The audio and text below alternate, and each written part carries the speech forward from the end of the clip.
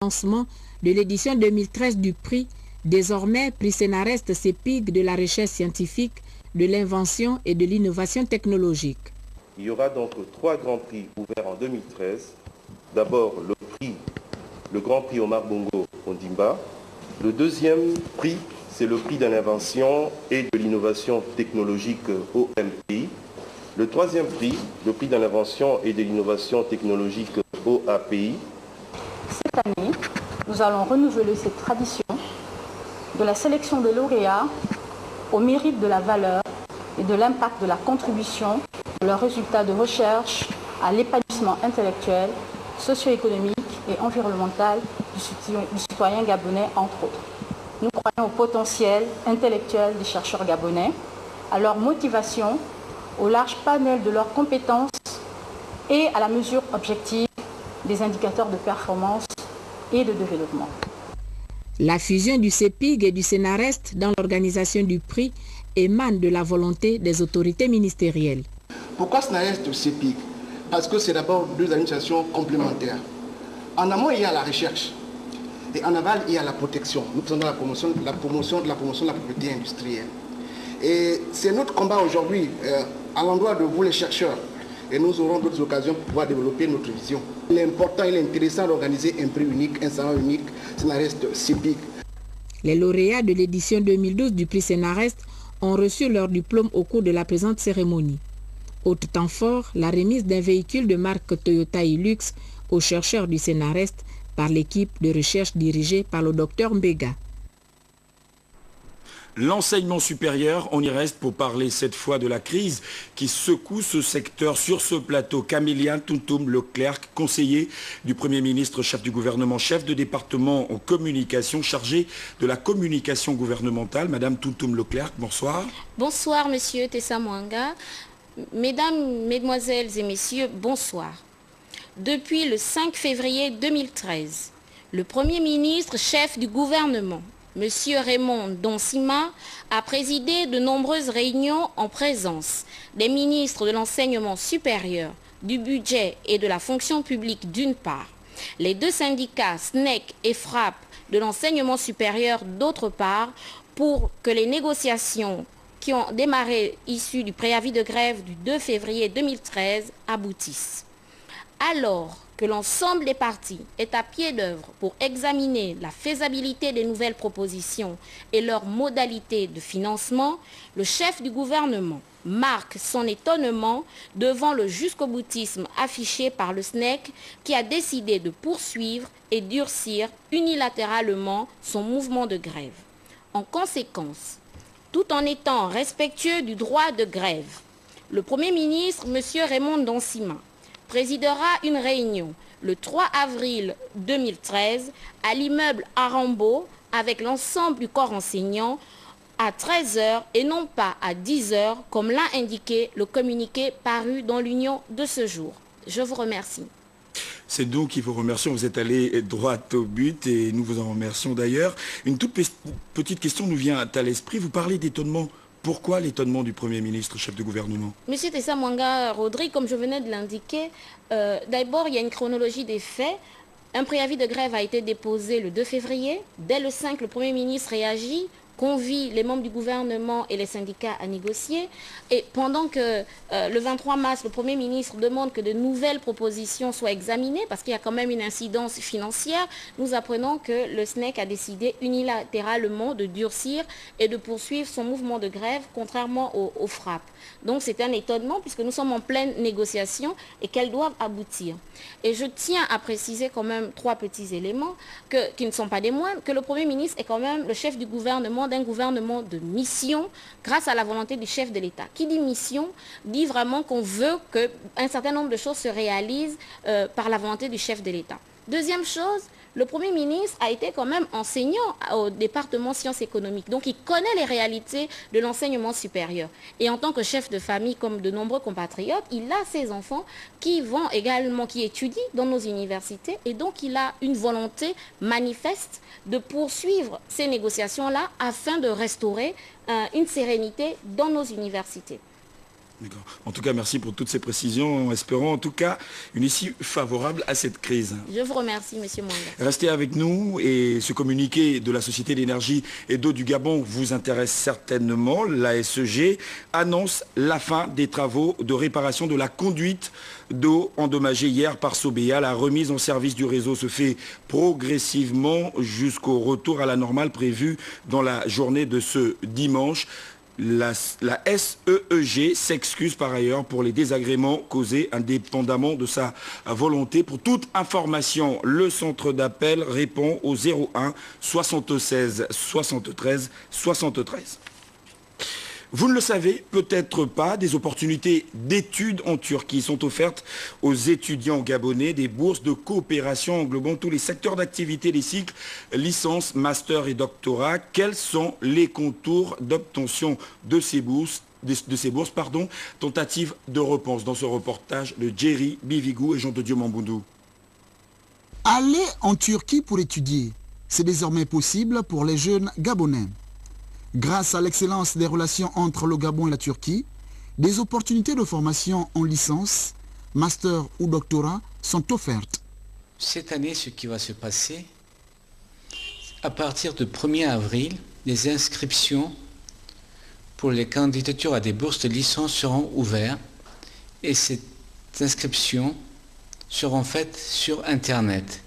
Ensuite, une fois que les candidatures seront rassemblées, il y aura une sélection par rapport aux notes sur les bulletins des élèves.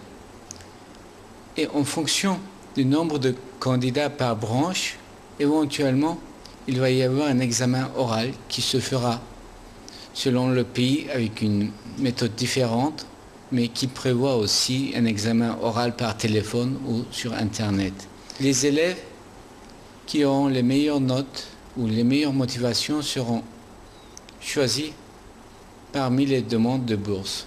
La bourse de coopération côté turc, jumelée à celle de l'Agence nationale des bourses du Gabon, n'est pas négligeable. Un étudiant qui aura une bourse dans l'enseignement supérieur de Turquie, normalement, il ne devra plus avoir besoin d'une aide financière de sa famille ou de quelqu'un d'autre. Donc la bourse consiste d'abord du voyage aller au départ et du retour après l'obtention du diplôme. Ensuite, d'une bourse mensuelle pour ses frais quotidiens. Il sera logé dans des cités universitaires et aussi l'accommodation ou la restauration aussi sera à la charge de l'État turc. La bourse mensuelle qu'il aura, cette année, ça devrait être de l'ordre de 300 ou 350 euros, je crois. C'est uniquement pour ce besoin personnel. Former l'homme à travers une formation de qualité, c'est ce que ces bourses proposent. Parlons à présent de ce concours de littérature pour les élèves des établissements scolaires de Libreville, organisé par les éditions Maya, sur le déroulement de ce concours qui marque la fin de l'atelier littéraire. Un reportage de Jean-Augustin Diengui.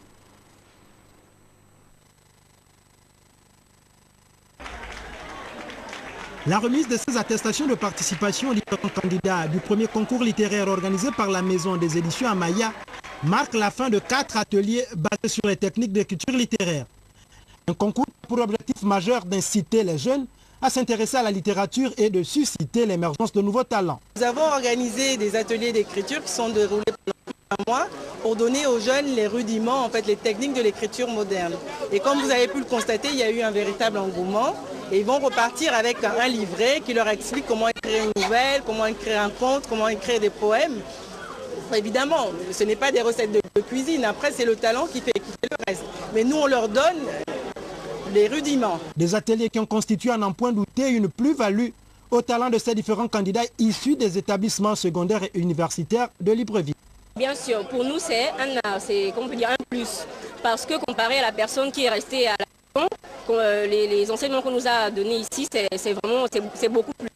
Je suis vraiment heureuse de savoir que mon don a été remarqué et que j'ai pu être remarquée par Madame Ondagui et par le reste des éditions Amaya.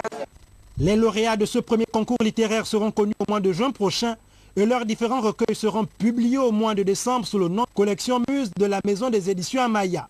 La plume vous est donc donnée. Il vous appartient désormais d'écrire et les amoureux de la lecture vous liront. La page politique de cette édition d'information et nous allons dans le 2e arrondissement de Libreville. Le secrétaire fédéral du PDG, le Parti démocratique gabonais, Léon Drezué, a rencontré les militants et militantes de sa circonscription politique en vue de l'organisation du congrès de cette formation politique. C'est un moment de communion et de complicité qui a permis aux fils du 2e arrondissement de la commune de Libreville de se réapproprier non seulement le règlement intérieur et les statuts qui régissent le PDG, mais aussi et surtout d'asseoir une stratégie et un plan d'organisation qui leur permettent de bien aborder le conseil provincial. Le 2e arrondissement a 4 fédérations. Naturellement, nous voulons reconduire les membres du Conseil national, du comité central et certains membres du bureau politique. Il n'y a pas de flou. C'est un des thèmes sur lequel on va travailler demain en atelier, c'est-à-dire tous les conseils provinciaux, que ce soit dans les Sueurs ou les autres provinces. Il est prévu qu'on travaille sur le thème Gabon émergent. Leader des partis politiques au Gabon, le Parti démocratique gabonais vient de célébrer 45 ans d'existence et de règne. Des réformes dernièrement entreprises au sein de cette formation politique et aussi l'implication de ses membres lui augure des lendemains encore meilleurs. À Mimvoul, dans le Walantem, au nord du Gabon, le député de cette circonscription électorale vient de boucler une tournée dans son fief au contact des populations. Il a évoqué la question de l'introduction de la biométrie dans le processus électoral au Gabon. Le récit de Stevie Oyan Mezui. Pour sa première rencontre avec les populations de sa circonscription électorale, l'élu PDG du 2e siège canton sud Sosolontem a tenu à s'entretenir avec ses électeurs sur les sujets d'actualité du moment. En ce moment, les autorités compétentes mettent tout en œuvre pour instaurer la biométrie dans notre système électoral. Elle permettra d'organiser des élections libres et transparentes, mettant ainsi fin aux contestations. Lorsque la mission sera dans votre localité, faites-vous enregistrer massivement. N'oubliez pas également de vous faire enrôler pour l'obtention des cartes NAMGES. Elles sont utiles pour la réduction des frais de santé. Dans les 55 villages qu'il a sillonnés dans le département du Wontem à Mimvoul, l'honorable a également fait part aux Mimvoulois de sa volonté à travailler en étroite collaboration avec les autochtones de cette localité. Pour abattre un travail efficace au niveau de l'Assemblée nationale, j'ai besoin de votre soutien, car je suis le relais entre vous et le gouvernement. Donc chaque fois que j'aurai du temps libre, je viendrai vous rendre compte des activités du Parlement. Les populations qui n'attendent que ce genre d'occasion pour soumettre leurs doléances ont fait part aux députés des difficultés auxquelles elles font face pour avoir accès aux informations du monde. J'ai profité, n'est-ce pas, pour lui dire à monsieur le député, allez-y vous battre pour vos populations. On ne suit plus Radio Gabon depuis le 19 octobre 2012. Jusqu'au jour d'aujourd'hui, toutes les grandes informations nationales, on ne les capte pas ici. Même la télévision aussi, la première chaîne de télévision, elle est captée parfois. Des fois, les gens font 2-3 mois sans capter. On ne sait pas qu'est-ce qui ne va pas, il faut être connecté. Si on n'est pas connecté, c'est pas la peine, vous restez là. Donc c'est un peu ça qui nous embête ici. Le natif de Mimvoul a promis que ce genre de rencontre sera perpétré car le dialogue, a-t-il dit, est bel et bien une valeur prônée par le PDG. Le député du 2e siège du département de Bendjé était lui aussi récemment au contact des populations de sa circonscription politique. Charles Otondo était en visite d'information et de prospection, comme nous le rapportent ici Rodrigue Bassilloro et Henri Nestor Javé. De l'eau potable, de l'électricité, des soins de santé primaire à Paga et dans les villages avoisinants. L'initiative louable et prometteuse est du député du 2e siège du canton Ogoué dans le département de Bendjé. Charles Otondo voudrait combler les carences constatées en dotant les populations du cru d'une vie normale par la pose des pompes hydrauliques, des panneaux solaires personnalisés et des médicaments de premiers soins. D'où cette campagne d'information et de prospection à l'intérieur de sa circonscription politique. Mais pour y arriver, l'élu bénéficie de l'appui solide et total de l'ONG Action Citoyenne. Monsieur le Président, nous sommes sensibles à cette marque d'attention.